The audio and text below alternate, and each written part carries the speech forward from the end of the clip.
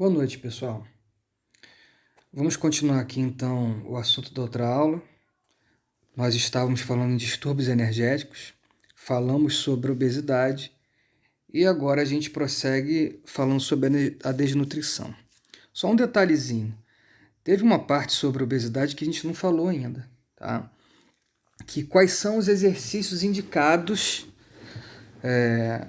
para prevenir ou combater a obesidade. Eu vou deixar isso para uma aula específica falando só sobre esse assunto, porque vai ser um assunto grande, que vai levar pelo menos uns 15, 20 minutos. E alguns alunos reclamaram sobre aulas muito grandes, de meia hora, 40 minutos, pediram para que eu fizesse uns vídeos mais curtos, 15, 20 minutos, tá ok? Então eu vou tentar fazer isso. Vou dividir as aulas, os assuntos, de maneira que não fiquem vídeos muito longos, que passem muito de 20 minutos, 20, 25 minutos no máximo. Mas vou tentar fazer a maioria deles entre 15 e 20 minutos, ok? Então, falaremos hoje de desnutrição. Então vamos lá, pessoal. A gente começa aí pelo básico, né? Que seria o conceito de desnutrição, né? Conceito de desnutrição nada mais é do que falar o que é a desnutrição. Então vamos lembrando. Aqui você tem uma linha que é o gasto de energia do cara, tá? Aquilo que ele gasta, tanto com exercícios como para se manter vivo, funcionamento dos órgãos, enfim, todo o funcionamento normal do corpo. E aí você tem um consumo, que é aquilo que o cara come, né?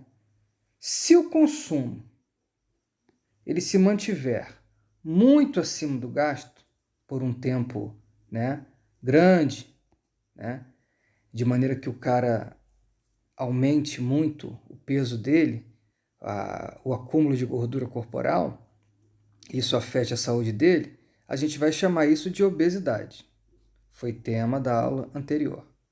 Por outro lado, se o consumo do cara fica muito abaixo, então aqui você tem a linha o gasto, aquilo que o cara tem gastado. Se o consumo fica muito acima, a gente vai chamar de obesidade. Se o consumo fica muito abaixo, a gente vai chamar de desnutrição, ok? Mas vamos lembrar uma coisa importante, que eu acredito que tenha sido citado na aula de obesidade, mas vamos repetir. Quando a gente está falando de distúrbio energético, nosso principal objetivo está relacionado à saúde, tá ok? Quando você fala de distúrbio energético, você não está preocupado com aparência. Não que realizar atividade física com o objetivo de melhorar a sua aparência, com o objetivo estético, seja uma coisa negativa, tá? Isso tem sido muito demonizado. Não tem problema em você querer melhorar a sua aparência fazendo exercício. O problema é quando você exagera e acaba prejudicando a sua saúde por conta disso. Aí sim nós temos um problema. O indivíduo prejudicando a aparência dele, prejudicando a saúde dele por preocupações exclusivas com a aparência. Agora, você querer melhorar a aparência fazendo exercício não é um problema, ok? Mas é importante que a gente entenda que quando a gente está falando de obesidade de nutrição, ou seja, distúrbios energéticos, não estamos nos preocupando com a aparência. Mas você diz que o indivíduo se encontra obeso quando o excesso de peso começa a causar riscos ou danos, né, à saúde. Ou seja, o indivíduo adquiriu um peso que ou ele já está tendo um problema de saúde, ou ele já está no grupo de risco, ou seja, ele está aumentando muito a chance de desenvolver um problema de saúde. Aí sim, nós vamos falar em obesidade. Desnutrição é a mesma coisa. Quando nós falamos de desnutrição, a gente não está se referindo à aparência. O que uma pessoa acha bonita, outra acha feio. O que uma pessoa acha boa, outra acha ruim. Tem gente que acha pimenta uma delícia, eu não gosto. Enfim, cada pessoa tem o seu gosto, tem as suas preferências. Quando a gente fala de distúrbios energéticos, não estamos falando disso, tá ok? Não estamos falando de gostos ou preferências de aparência. Estamos falando de saúde. Então, a desnutrição seria esse distúrbio energético, onde a falta de energia consumida ela chega a prejudicar a saúde do indivíduo, porque não supre o mínimo que ele necessita. E a partir daí, a gente já vem para os tipos de desnutrição, quantitativa e qualitativa, tá? Por quê? Vamos entender isso. Se o indivíduo ele tem um gasto, ou seja, ele gastou 3.000 calorias, na verdade, quilocalorias, a gente aprendeu isso, né? Que é mais comum a gente usar quilocalorias do que calorias. Se ele consumiu 3.000 quilocalorias naquele dia, perdão, se ele gastou 3.000 quilocalorias, qual é o mínimo que ele precisa comer? 3.000, né? Menos 3.000, mais 3.000. Se ele não está querendo aí perder peso, né? Se ele já está num peso que ele considera adequado. Então, o indivíduo ele precisa consumir pelo menos aquilo que ele gastou. Claro que nós aprendemos que no corpo humano nunca é assim exato, bonitinho assim, né? Nós já aprendemos que é comum que você coma um pouco mais ou gaste um pouco mais do que o que você consumiu. Porque ninguém anda ali com a calculadorazinha para saber exatamente tudo que comeu, tudo que gastou. Então é normal que realmente sobre ou falte, tá? Mas a questão é, aproximadamente o indivíduo precisa comer aproximadamente aquilo que ele gastou se ele não quiser se manter perdendo peso permanentemente ao ponto dele chegar num peso baixo demais. Então, quando a gente está falando disso, do número total do que você comeu, né, nós estamos falando de uma necessidade quantitativa, tá? Isso aqui, ó, quantitativa, quantidade. Então, se eu gastei 3.000, eu preciso comer pelo menos 3.000. Quando estamos falando disso, nós estamos falando de quantidade. Quando o indivíduo ele não consome nem aquilo que ele gasta, ou seja, falta numericamente energia para que ele possa se manter, em números totais, independente do tipo de alimento, preste atenção que dentro desses 3.000 aqui, ó, não importa se é proteína, se é gordura, se é carboidrato, não interessa. O que interessa é que ele precisa comer pelo menos 3.000 calorias. Não estamos considerando aqui o tipo de alimento, tá? Essa desnutrição aqui é a desnutrição que a gente chama de quantitativa, né? Ou seja, são pessoas que não estão consumindo ali o mínimo de energia que elas precisam para ficar vivas. Mas temos também a desnutrição qualitativa. O que seria a desnutrição qualitativa? Bom, nós temos 6 tipos de nutrientes. Vamos falar deles mais para frente, quando chegarmos lá na aula de nutrição, que seria a aula do segundo bimestre, né? Na verdade do terceiro bimestre, desculpa, né? A gente essa coisa de isolamento social, a gente está ficando tão perdido assim no calendário que eu já estou até me enrolando aqui com qual bimestre a gente está. Mas enfim, espero que quando chegar a esse momento dessa aula já estejamos, as coisas já tenham se normalizado, né? E seja possível que a gente aborde esses assuntos já em sala de aula. Mas enfim,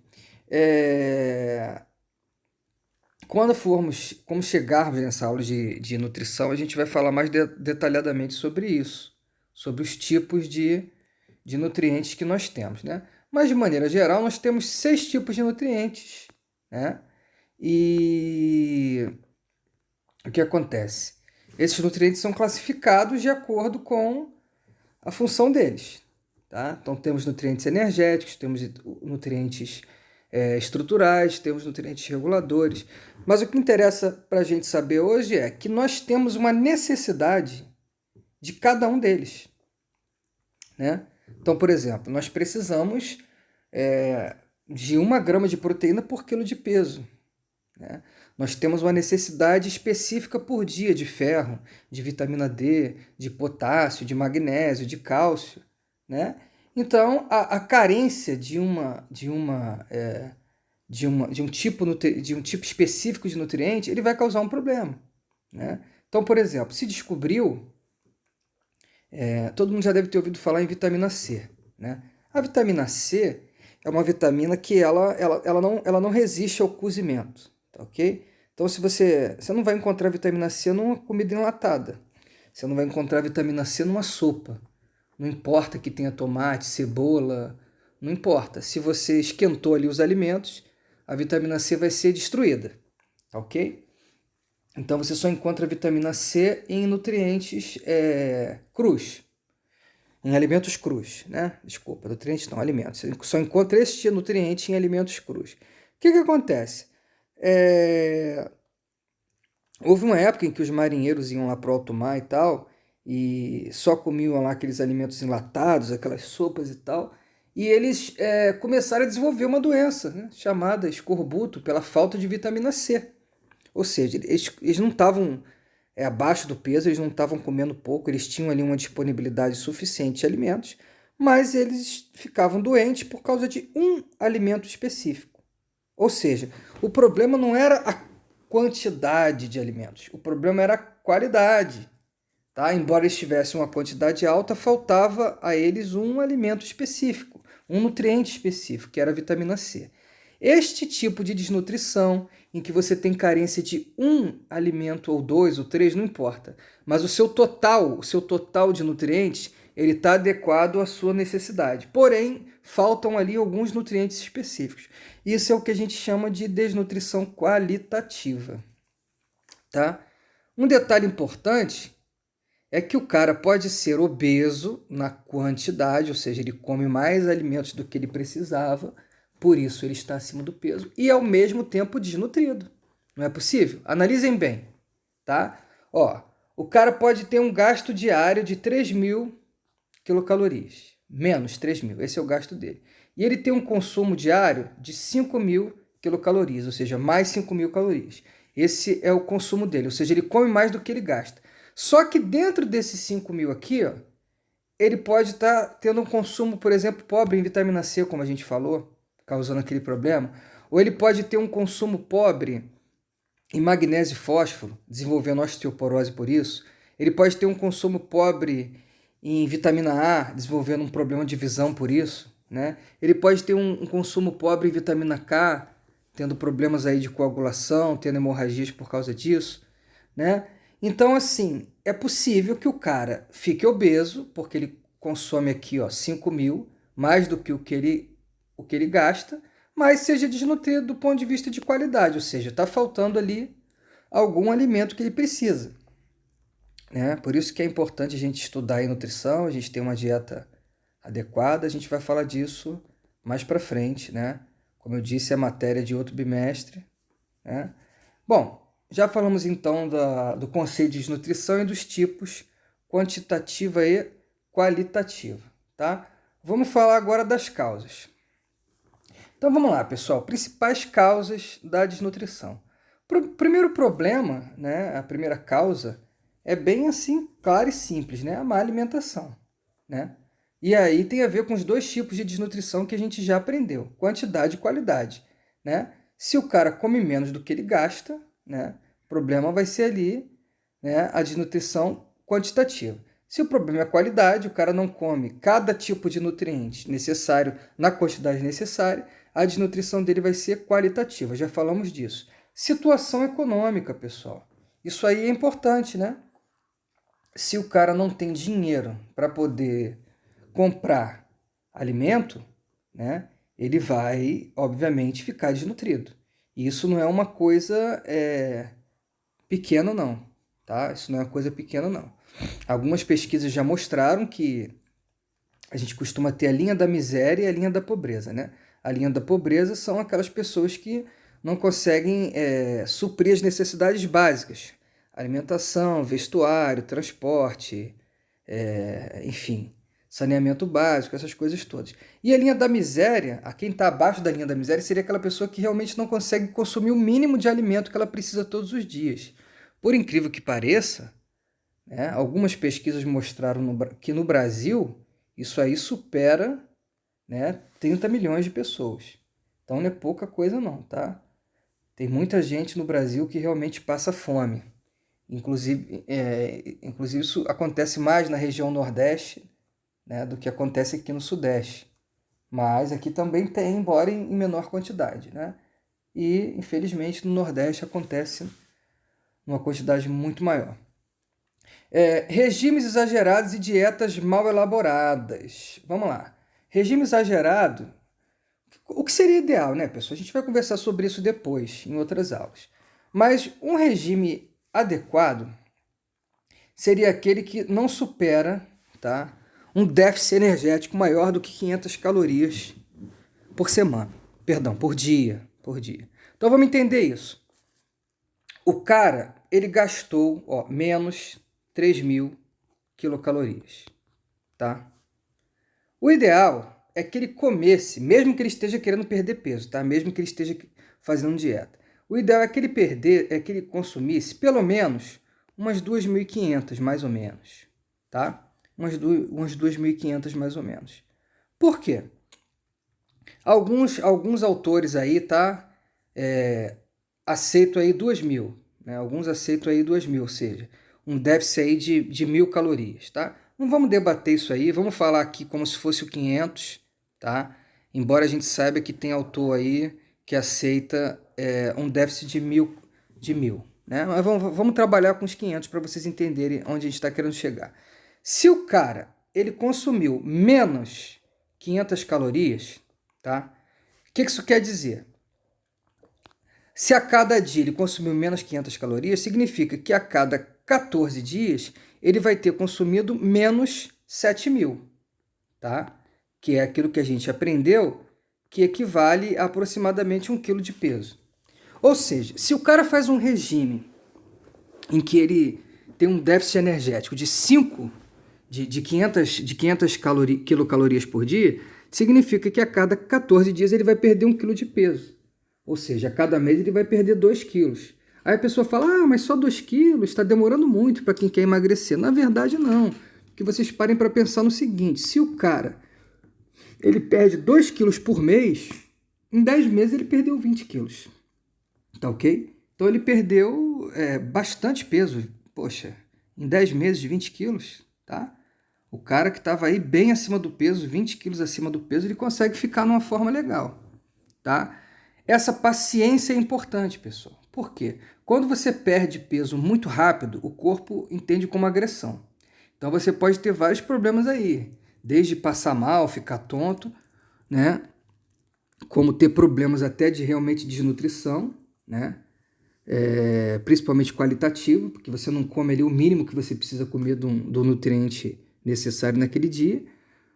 Até como algumas coisas inesperadas, né? Que é aquilo que o pessoal conhece como efeito sanfona. Você perde uma quantidade de peso muito rápida e depois acaba ganhando de novo aquele peso.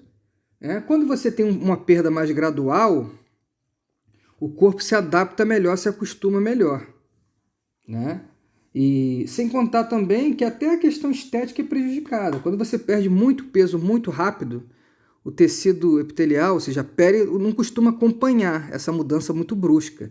E aí surgem ali aquele excesso de pele, aquela flacidez, que as pessoas não gostam muito, né? Então o ideal para você perder peso é você fazer uma dieta mais ou menos nesse padrão aí que eu falei para vocês, aproximadamente um déficit de 500 calorias, você vai perder aí aproximadamente uns 2 quilos, 2,5 kg por mês, e aí você consegue perder peso com saúde, sem pressa, e também preservando aí uma aparência legal, sem prejudicar a saúde, tá? Estereótipos e pressões sociais, tá? O que é um estereótipo, pessoal? Estereótipo é quando você tenta criar um padrão de aparência ou de comportamento. Você dizer, não, pessoa para ser bonita tem que ser assim, a pessoa para ser legal tem que agir assim, etc. e tal.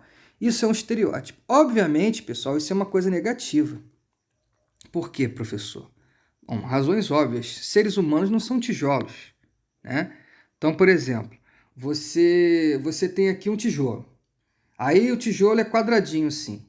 Se você fizer um outro tijolo assim, vai dar problema, porque quando você for montar a parede, ó, e juntar os dois, vai ficar esse espaço aqui no meio dos dois, não vai dar certo, né? Então, realmente, os tijolos têm que ser iguais.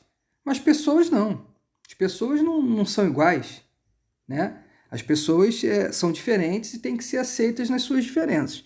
Ou seja, quando você tenta criar um estereótipo, para ser bonito tem que ser assim, ou todo mundo tem que ser assim ou assado, isso aí vai causar um problema, porque isso vai fazer com que quem não é daquele jeito seja discriminado. Isso não pode acontecer. Então já houve, hoje menos, né? Mas houve uma grande pressão social aí e alguns estereótipos em que a mulher tinha que ser muito magra, né? Até hoje vocês veem aí as modelos, né? Muitas passam por problemas aí como anorexia, bulimia, né? Por causa dos estereótipos que você tinha aí de que a modelo tinha que ser muito magrinha. E obviamente, novamente, nós falamos aqui sobre os distúrbios energéticos relacionados com a saúde. E nós sabemos que no caso das modelos, por exemplo, a preocupação com o controle do peso não era com a saúde, né? A preocupação delas não era ficar com excesso de peso e isso prejudicar a saúde, mas era realmente manter um peso excessivamente baixo que, em muitos momentos, na maioria dos casos, até prejudicava a saúde delas, ok?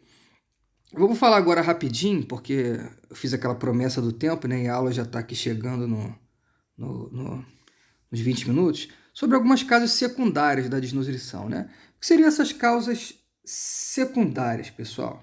Né? Vamos lá, a causa primária está relacionada diretamente com aquilo que você come, né? Então, você não comeu as 3.000 calorias que você gastou, então está faltando energia.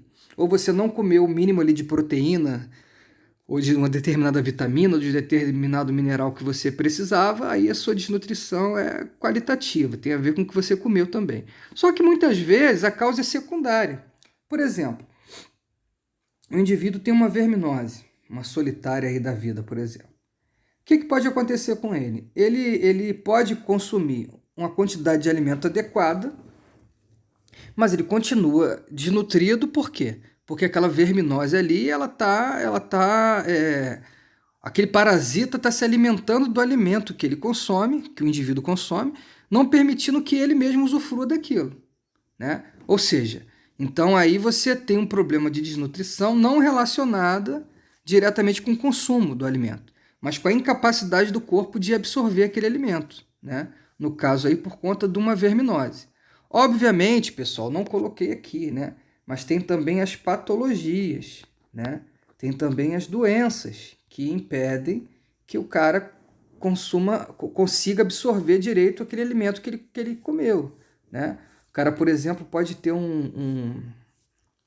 o cara pode ter um câncer no intestino que comprometeu ali o tecido, né? Que deveria absorver o alimento. O cara pode ter uma gastrite ou uma úlcera que afete o apetite dele, aí ele não consegue comer, né? Então, assim, o cara pode ter deficiência de alguma enzima que ele deveria ter para poder fazer a digestão, e aí ele começa a ter diarreia o tempo todo e não consegue absorver aquilo que ele comeu. Então, existem vários problemas aí que podem afetar a absorção do alimento, tá? Eu coloquei a verminose aí porque é uma das mais comuns, mas a gente sabe que tem várias outras, tá? Uma questão importante da amamentação, né, pessoal? O ideal, né, é que as mães amamentassem seus filhos pelo menos por 6 meses, tá? Não é só pela questão da nutrição, não, da desnutrição, não. Tem outros detalhes importantes aí. Ó. Muita gente não sabe, mas o sistema, já que a gente está em época aí de epidemia, de vírus, né? Então o sistema imunológico está entrando em evidência. Uma coisa importante para vocês saberem é que geralmente o bebê ele não tem um sistema imunológico muito desenvolvido ainda, né? Então, nesses primeiros meses aí, ó, tá? De onde vêm os anticorpos do bebê? Da mãe, tá ok? Então, é importante que a mãe mantenha, pelo menos por um período aí de pelo menos 6 meses, a amamentação dos seus filhos, né? Para que possa se evitar a desnutrição dessas crianças, né? E também proteger o sistema imunológico da criança, né? Então, a retirada do bebê, né, da amamentação antes desse prazo mínimo aí de 6 meses também é uma das causas aí de desnutrição infantil, né? Nem sempre os alimentos oferecidos vão substituir a amamentação, principalmente nesses primeiros meses, tá ok? Quando a gente falou lá da questão social, pessoal, da desnutrição, a gente não falou... A gente falou sobre as pessoas que estavam lá abaixo da linha da pobreza, né? Mas para vocês verem como essa coisa é bem uma causa secundária aí da desnutrição bem forte, né? Essa questão econômica. Para vocês terem ideia, no Brasil, né, as estatísticas mostram que aproximadamente 7.000 pessoas morrem de fome por ano, tá? Isso não é África não, pessoal, isso é Brasil. 7.000 pessoas morrem de fome. Isso aí num ano normal, né? Imagina numa situação de crise. Então, é uma coisa que a gente tem que ter em mente, tá? Infelizmente, a desnutrição acontece no nosso país por questões econômicas e o extremo da desnutrição acontece, que é a morte por fome. Infelizmente. Tá ok? Na próxima aula a gente vai falar sobre um assunto mais complexo, né? Os exercícios indicados para o indivíduo que está obeso e o que pode parecer bem estranho para vocês, né? A pessoa desnutrida não deveria ser sedentária, não. Ela também deveria fazer exercício. Mas como seria esse exercício? Né? Como é que isso seria feito? Né? É uma coisa bem complexa e que a gente vai falar sobre ela na próxima aula. Grande abraço, até a próxima aula.